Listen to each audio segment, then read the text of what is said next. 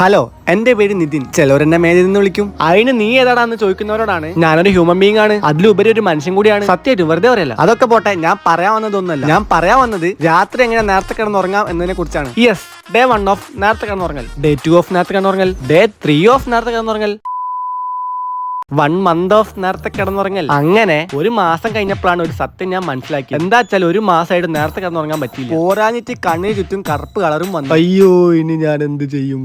മോഹഭംഗ മനസ്സിലെ